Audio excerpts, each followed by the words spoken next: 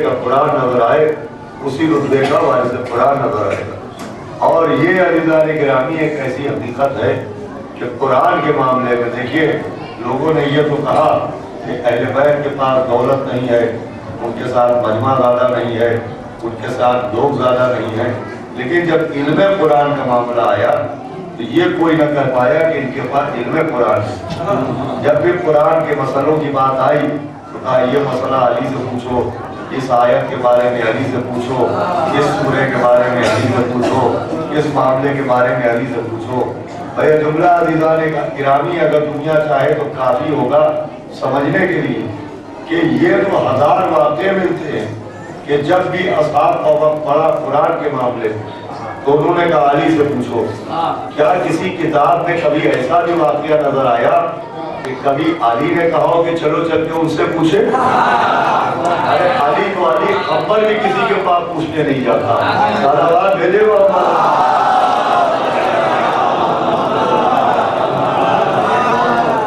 اللہ نے گرامی وارث قرآن وہ ہے کہ جن کے لیے ساری دنیا متفق ہے، سارے مسلمان متفق ہیں کہ آج ان کے باقی علم قرآن۔ اس کا بیک ثبوت یہ ہے کہ ایک دربار میں ایک شخص ہے جس کے ماتھے پر سجدے کا نشان بھی ہے اور جس کے ہونٹوں پر کلمہ بھی ہے، مگر اس نے کچھ جملے اپنی زبان سے جاری کیے۔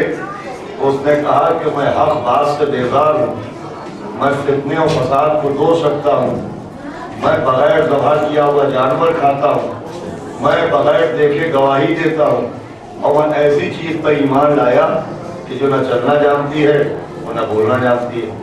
جیسے ہی اس نے یہ کہا ویسے ہی حکم دیا گیا کہ اسے قتل کر دو، یہ کافر ہو گیا، اس لیے کہ یہ کفر رہا ہے، اس کی زبان پر کلمات سے کفر جاری ہو رہے۔ ایک مرتبہ جناب سلمان گزرے اور تلوار کو دیکھا اور ایک مسلمان کو دیکھا، وہ پوچھا یہ معاملہ کیا ہے؟ تو لوگوں نے بتایا یہ کافر ہو گیا ہے، اس کے قتل کا فتویٰ صادر ہو چکا ہے۔ تو سلمان نے کہا کہ کفر و ایمان کا فیصلہ تب کرنا جب کل ایمان آ جائے، اور یہ کہے کہ مولا کائنات کو بلا کے لائے۔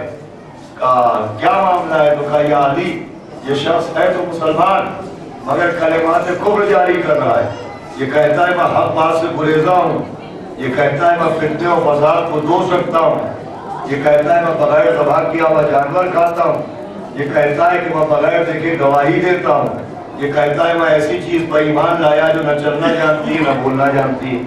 مولا مسکرائے گا تم کیا کہتے ہو؟ کہ یا علی ہم کہتے ہیں یہ کافر ہے۔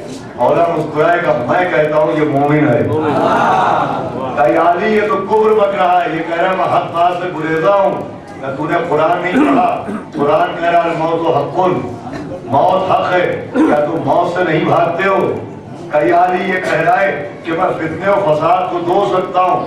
کہ قرآن کہہ رہا ہے انما اموالکم اولادکم فتنۃ، کہ تمہارا مال بھی فتنہ ہے، تمہاری اولاد بھی فتنہ ہے، تم اپنے مال کو بھی چاہتے ہو، تم اپنی اولاد کو بھی چاہتے ہو۔ کہ یا علی یہ کہتا ہے بغیر ذبح کیا ہوا جانور کھاتا ہوں۔ کہ تو نے مچھلی کو کب ذبح کیا ہے؟ کہ یا علی یہ کہتا ہے بغیر دیکھے گواہی دیتا ہوں۔ کہ اللہ کو تو نے کب دیکھا جو اشہد ان لا الہ الا اللہ ہے؟ کہ یہ کہتا ہے ایسی چیز پر ایمان لائے جو نہ چلنا جانتی ہے نہ بولنا جانتی ہے۔ کہ تو نے قرآن کو کب چلتے دیکھا ہے؟ تو نے قرآن کو کب بولتے سنا ہے؟ صلوات بھیجے وہ اجازت دے دے۔ ایک جگہ یہ کہا جاتا ہے کہ علم غیب سوائے اللہ کے کسی کے پاس نہیں، اور ایک جگہ کہا جاتا ہے کہ مگر وہ جن سے اللہ راضی ہو جائے۔ تو اس کا موضوع یہ تھا کہ معاذ اللہ قرآن میں تضاد ہے، کنٹراڈکشن ہو۔ اور کتاب لکھنے بیٹھا اور جب لوگوں نے 11ویں امام کو بتایا کہ ایک شخص قرآن کے خلاف کتاب لکھ رہا ہے، تو امام نے اپنے ایک صحابی سے کہا کہ تو جا اسحاق قندی کے پاس اور جا کے اس کا اعتماد حاصل کر اور اس کا شاگرد بن جا۔ جب وہ تجھ پر یقین کرنے لگے اور جب وہ تجھ پر اعتماد کرنے لگے تو تم اس سے پوچھنا کہ حضور یہ آپ کون سی کتاب لکھ رہے ہیں؟ تو اسحاق قندی کہے گا کہ میں قرآن کے خلاف کتاب لکھ رہا ہوں معاذ اللہ۔ تو جب وہ یہ کہے کہ میں قرآن کے خلاف کتاب لکھ رہا ہوں اور قرآن کے مضامین میں آپس میں تضاد ہے، تو تم یہ کہنا کہ قرآن کی زبان میں نازل ہوا، تو وہ کہے گا کہ قرآن عربی زبان میں نازل ہوا، تو تم اس سے یہ پوچھنا کہ عربی زبان میں کیا ایک لفظ کا ایک ہی مطلب ہوتا ہے تو وہ کہے گا کہ نہیں، عربی زبان میں ایک لفظ کے 100 مطلب ہوتے ہیں، ایک لفظ کے 100 معنی ہوتے ہیں۔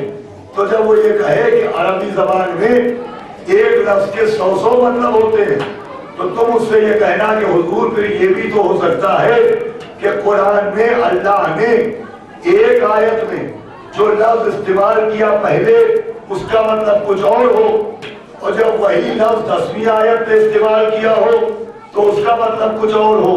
تو جب وہ یہ کہے کہ ہاں یہ تو ہو سکتا ہے، تو تم سے اتنا کہنا کہ جب یہ ہو سکتا ہے تو کتاب لکھنے سے فائدہ کیا ہو سکتا ہے؟